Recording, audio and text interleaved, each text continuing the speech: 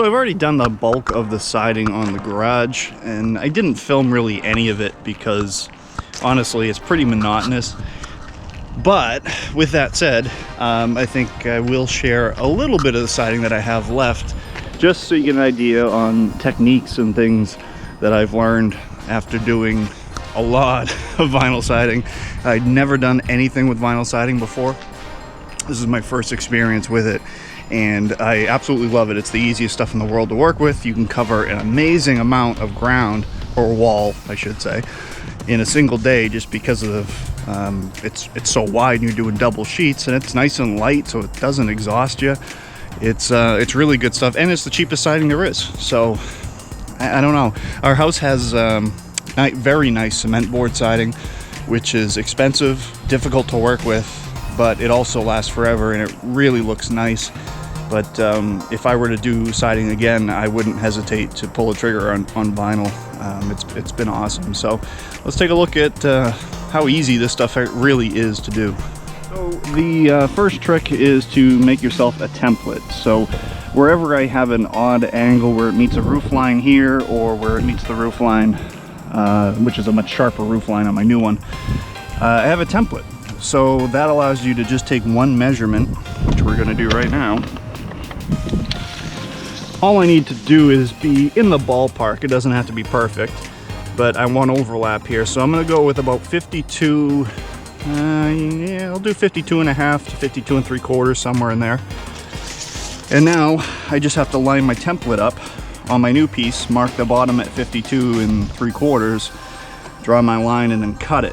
It just saves you from having to take multiple measurements, and because you've got an inch or so in each of the J channels here of leeway to play with, if you're off a little bit, it's not a big deal at all. Again, one of those things that with any other type of siding material, if you're not right on the money, it's going to be a gap, and that's not great. So I'm going to be a little bit generous, because obviously you can't add material, but you can always remove more material. And cutting, I've actually found, these are metal shears. I use them when I'm welding, and they've really been great.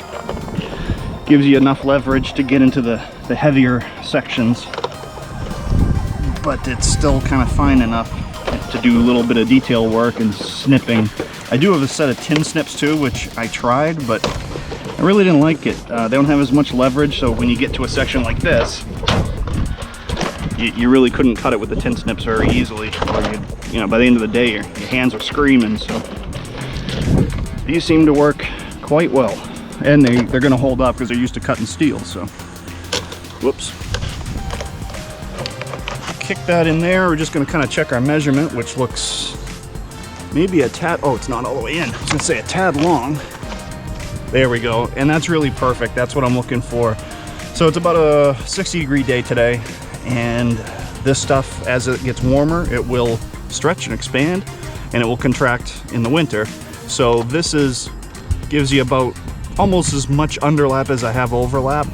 It's a little bit closer to the hot side, which is good, because we're a little bit closer to the high side of the temperature wise, you know, between 60 and 100, and then we get below 0. So, you know, somewhere in that ballpark, it's fine, but you've got at least an inch to play with to screw up in either direction, and it'll never be an issue. One other thing I do sporadically, not very often, but I do throw a level on it to make sure I'm in the ballpark of level. Again, your eye's not going to notice if it's off a degree or a half a degree, but it will notice in over time, especially if you're doing a really big wall like the back wall, 40 feet long, and it's like 26 feet at the peak. If you were off a little at the bottom and you compounded that on your way up, by the time you got to the top, it would be pretty ugly. But just spot check it, and if you're off a little bit, you just pull up a little bit more on one side, just a little bit, and you do that a couple of rows up until you get back to level. You don't try to make a correction all in one piece, because then you're putting too much stress on the bottom, and it's going to cause bowing and things like that once the piece heats up. But for a normal piece here, we're going to get the bottom clicked in. You just click that bottom piece in, and then this is where most people screw up. We're going to gently lift on the bottom with just maybe a couple of pounds of pressure, just gently lifting up. And we're going to put our nail right at the top of that piece, but you don't want a lot of stress on that hanging down. You don't want to be pulling from here and stretching the piece, because then your joints will show a gap in here if these two don't have the same pressure. So you're just putting a little bit of upward pressure on the bottom, but you don't want to stress any piece of this. The whole idea is that this thing can float, and it just floats on the wall. So we're gonna tap this guy in right to about there, and I'm gonna leave that much play in it, and that's okay. Where you make a mistake is if you go and drive that thing all the way in. The reason these are slotted holes is so that this stuff can breathe. It can go, it can extend, it can contract, and it doesn't bind. And that also, second benefit to that, is if your walls are not perfectly straight, or you have a little bit of difference in sheathing where the two panels meet, the siding will actually help to hide that. Where you have a dip, it will have a little bit of a gap, and where you have a piece that's poking out a little bit, it'll be nice and snug.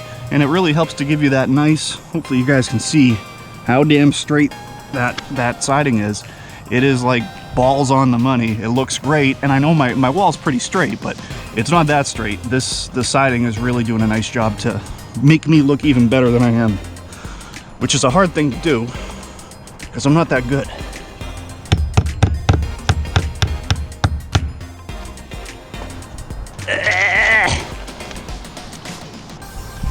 Yeah, don't ask me why I don't have a tool belt on right now with all my nails in it.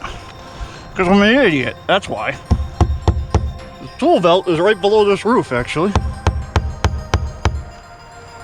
But that's why this channel is called Trial and Error. I'm not the brightest knife on the tree.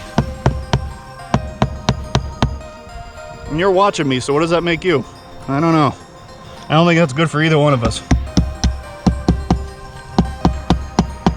In the end, when I really leave a lot of space in these last two, because you're going layer over layer, and it'll really try to make a bow if you snug this up too much. So you want that kind of room there. And that's it.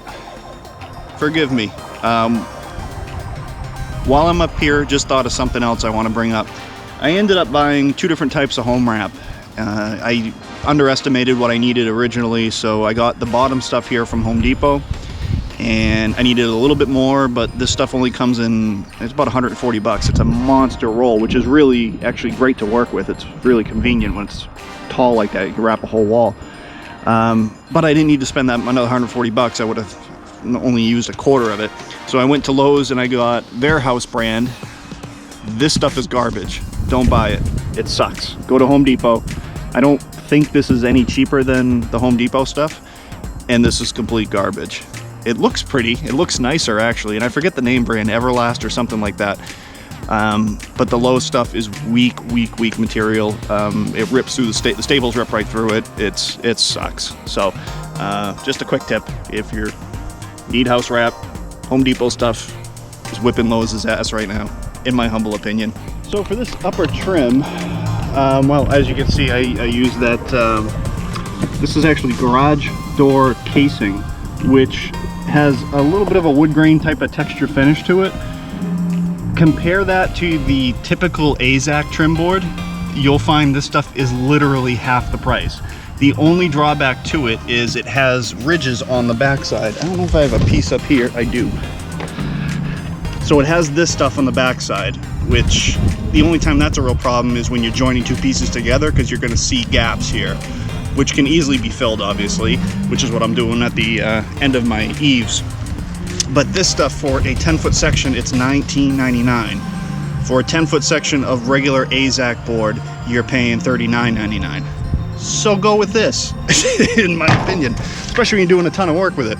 So under that, I just put a piece of regular strapping, just to set it out a little bit, and then I take this J molding, or this J trim, and butt it right up against that. Well, you see it down there.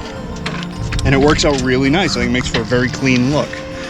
When joining these two together, it doesn't really matter how you cut one side of it. This is the, I guess you'd call it the female end, but the male end does matter. So what I do is I notch out the back side here, so we have that expansion room so it doesn't butt up against the other one.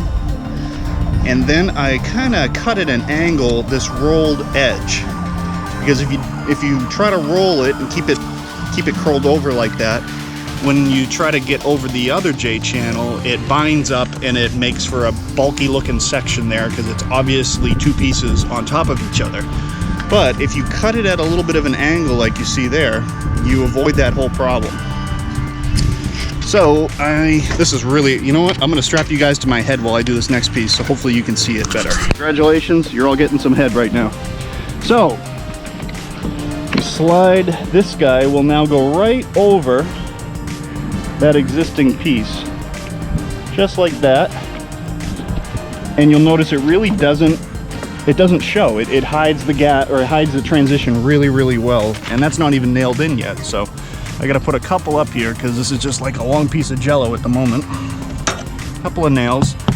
So when nailing this, or any of the really any of the vinyl trim, you want to be about 12 to 16 inches between nail points as a general rule. Yeah, it's a lot of nailing, and I don't know, they may make a nail gun for this that I don't know about, but I don't know any nail gun where you can consistently set the depth to not completely sinking it. Every gun I have, and I've got adjustable guns that allow you to change the set depth, but they're not consistent enough, and every few you'll drive one too far in if the material is just a little bit softer. So I have hand nailed all of this, and honestly it hasn't been that bad. I thought it was going to be way worse than it is.